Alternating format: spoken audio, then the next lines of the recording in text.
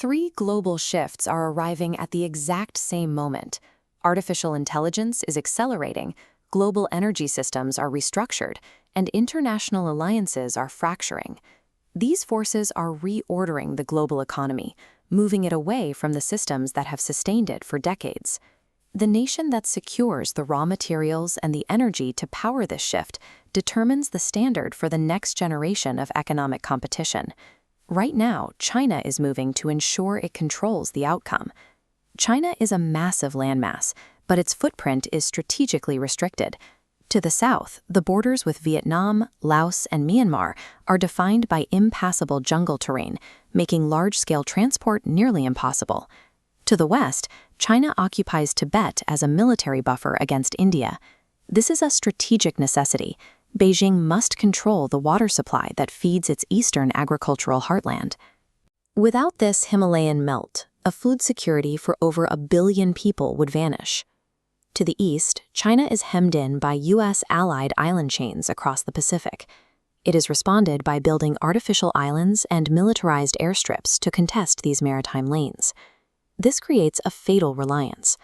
Despite its manufacturing power, China must import its oil and food through these narrow, U.S.-policed waters. In a conflict, a U.S. naval blockade could instantly cut off energy shipments, representing a permanent risk to China's survival. Beijing has realized it cannot win a long-term conflict as long as the United States remains the dominant force in the global oil market. If you cannot secure the shipping lanes for oil, you have to make oil unnecessary for your domestic economy. China's transition to green energy is a defense strategy.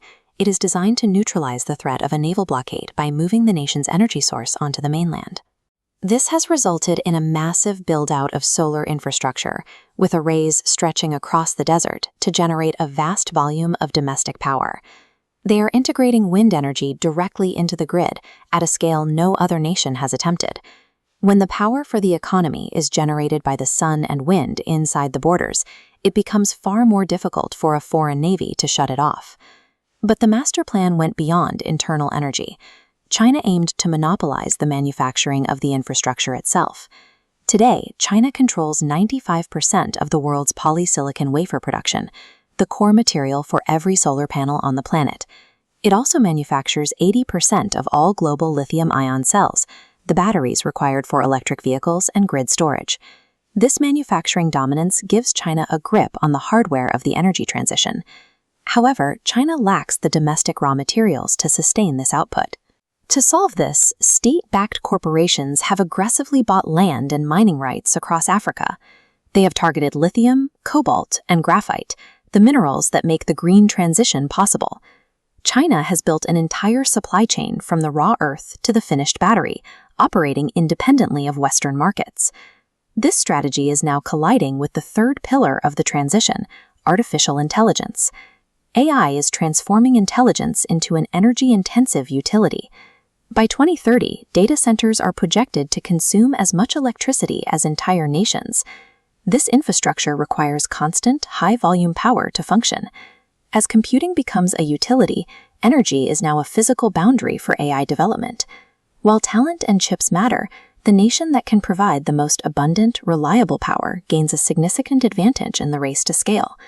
China has moved to become an electrostate, bypassing its geographic traps by internalizing its power source. The West is now in a difficult position. The US and Europe are trying to build their own AI infrastructure, but they are dependent on Chinese supply chains to build the power systems required to run them. The leverage of a traditional naval blockade is weakening. If the fuel for the economy is generated on the mainland, a fleet in the Pacific cannot shut it off. The transition is nearly complete. China moved to dominate green energy, not just for the climate, but to ensure that in the new world order, it is no longer the one being boxed in.